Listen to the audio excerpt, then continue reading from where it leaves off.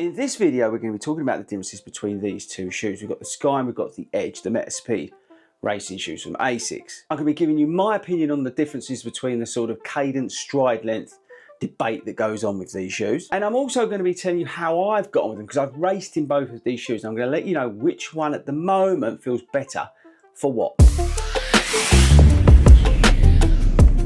Okay team, so here we go. We've got the Sky and we've got the Edge. Now the easiest way on this video to tell the difference is because of the two colorways underneath. This is the Edge and this is the Sky. But like I said, we are going to go through the differences between these two. We are going to talk about that cadence versus stride runner. And more importantly, I'm going to tell you how I feel the differences are between these shoes. After racing in both of them, I did a 10K race in both of these shoes. And I want to let you know where I'm at with these two different models. Okay, so hopefully you've seen the videos that we've done on both these shoes. I've done two individual videos post races in both of those shoes. If you haven't seen them, go and check them out. So I am looking for a marathon shoe for the Chicago Marathon at the end of the year. And because the SC Elite from New Balance is changing significantly, and because the changes to the Adidas Pro 4 are so significant, they don't 100% work for me, that marathon shoe question needs to be answered. Now, I was super excited when these got launched because on paper, these probably work better for me than some of the other shoes that are out there at the moment. And the reason for that is because of the width in the heels being increased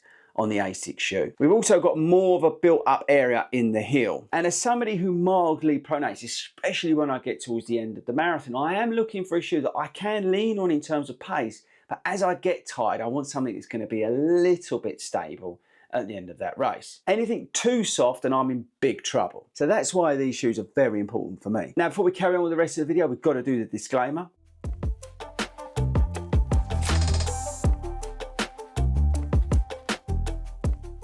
Thanks very much for watching it. I know it's a pain. Okay, so let's dive into firstly the stats and features of both. So the Edge is 220 pounds. It features the Flight Foam Leap on top, and then we've got the Flight Foam Turbo Plus on the bottom.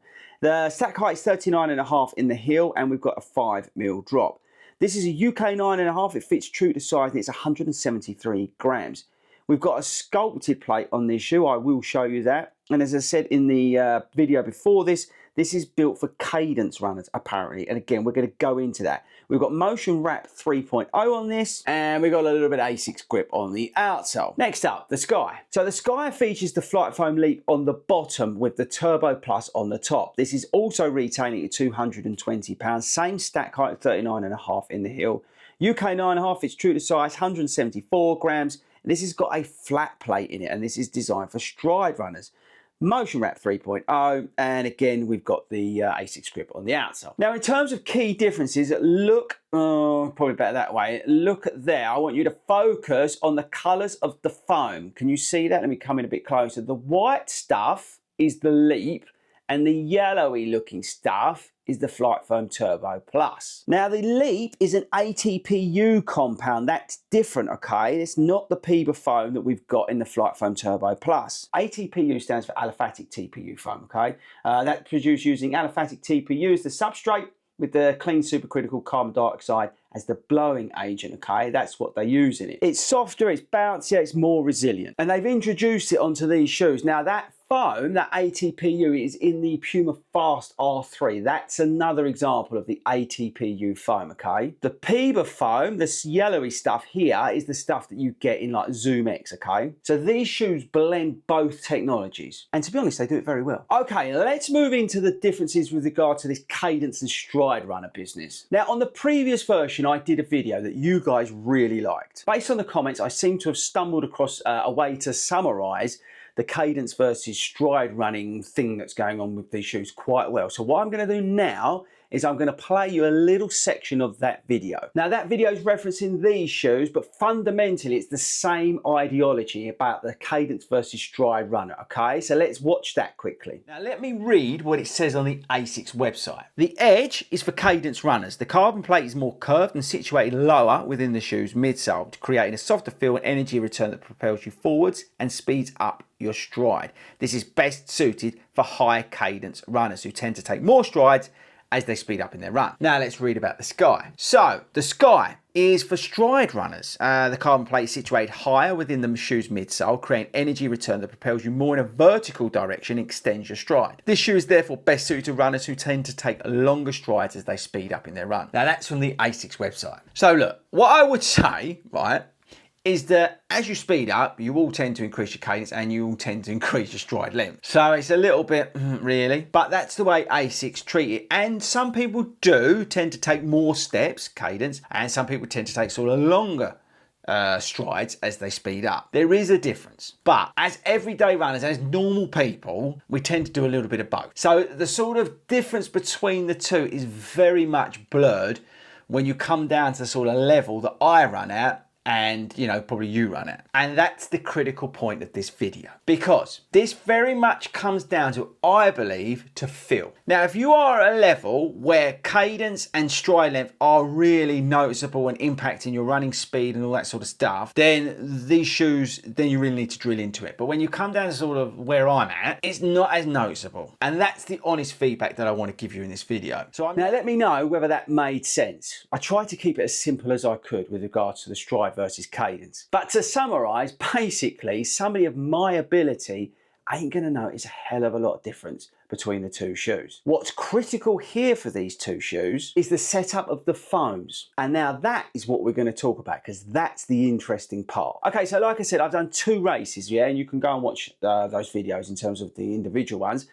And the conditions were the same. It was pretty hot. The first one in the edge was a little bit of off tarmac, but in general, both were run on tarmac. And they were both run within a week of each other. So again, my condition is about the same. Now we're going to move both of these shoes into the half marathon next, okay? But as a starting point, I think we've got some valuable data. Firstly, immediately the Sky felt faster over the 10K distance. Now I put that down to the fact that we've got a massive slab of the new Leap foam. That ATPU compound is so bouncy, so responsive versus what we've got in the edge. Now the edge, don't get me wrong, is still very, very good, and we'll come on to that. But it was noticeable how at top speed, let's say, I wasn't 5K but 10K, but at top speed, this felt a lot more racy than the edge. And again, this is not a bad thing, bear with me on this, okay? But post-race, this shoe definitely felt the most racy out of the two. To quantify racy, I mean something that I'm absolutely gunning it, okay? It felt fast, it felt bouncy, it felt responsive, it felt light,